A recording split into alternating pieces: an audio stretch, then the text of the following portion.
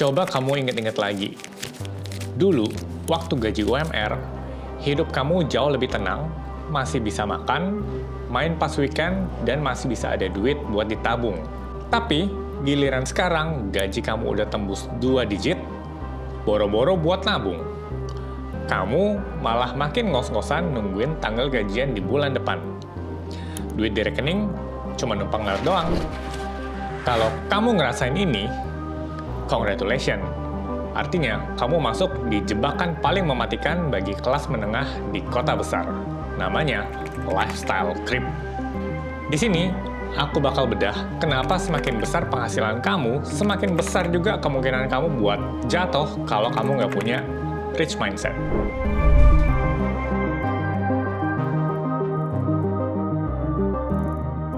Biar gampang, kita pakai simulasi. Sebut aja Dion. Dulu, waktu awal kerja, Dion kerja dengan gaji 5 juta. Ngekos 1 juta per bulan, terus makan di warteg 20.000 dan bolak-balik pakai KRL. Masih bisa nabung sekitar 500 ribuan, ya. Hidupnya sederhana dan simple. 3 tahun kemudian, gaji Dion naik dari 5 juta jadi 15 juta. Logika matematisnya, pendapatan naik 3 kali lipat, pengeluaran tetap, harusnya tabungan meroket. Sayangnya, kenyataannya nggak begitu. Gaji 15 juta bikin Dion ngerasa berhak buat ngasih self-reward ke dirinya sendiri.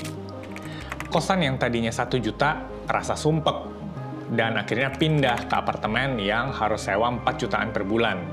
Terus, masa manajer naik kereta desek-desekan? Nyicil mobil baru deh. Spend sekitar 4 jutaan per bulan. Itu belum termasuk dengan bensin, parkir, dan tol. Hasilnya, gaji 15 juta nggak bersisa.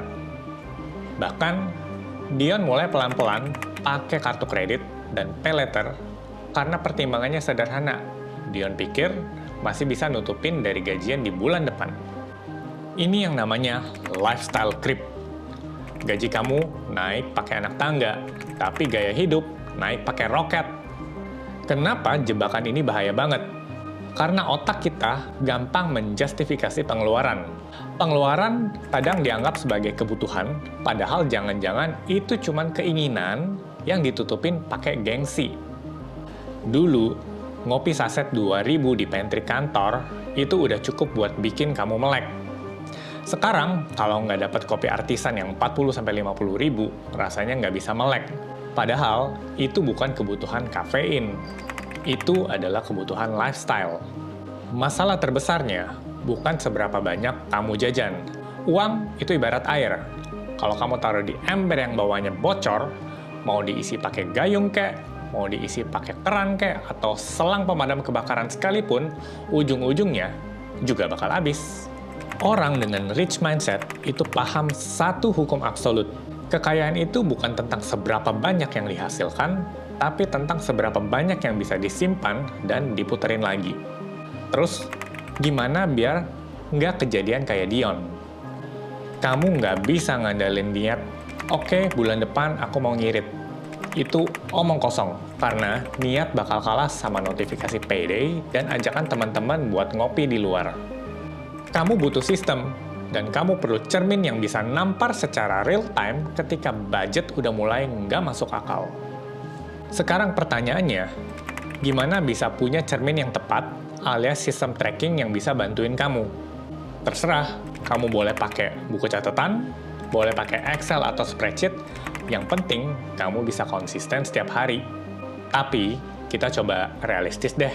Kerja dari pagi sampai malam, belum lagi kena macet di jalan berjam-jam, sampai rumah pasti udah capek banget. Boro-boro buat nyatet biaya makan tadi siang, dan ketika lewat 1 hari, besoknya pasti udah males banget. Makanya, punya tools yang bisa kerja buat kamu, bukan malah nambahin kerjaan kamu. Itu alasan kenapa aku dan tim di Finetics bangun sistem di mana AI bisa bantuin pencatatan kasar buat kamu. Jadi, waktu kamu nggak habis buat inget-inget kemana larinya duit 50.000 tadi, dan kamu bisa fokus buat tingkatin value diri kamu. Gaji 2 digit itu pencapaian, tapi punya kontrol atas uang kamu, itu baru kemerdekaan. Coba sekarang renungin pengeluaran terbesar kamu di bulan ini. Dan share di kolom komentar. Stay wealthy, stay smart, dan sampai jumpa di episode berikutnya.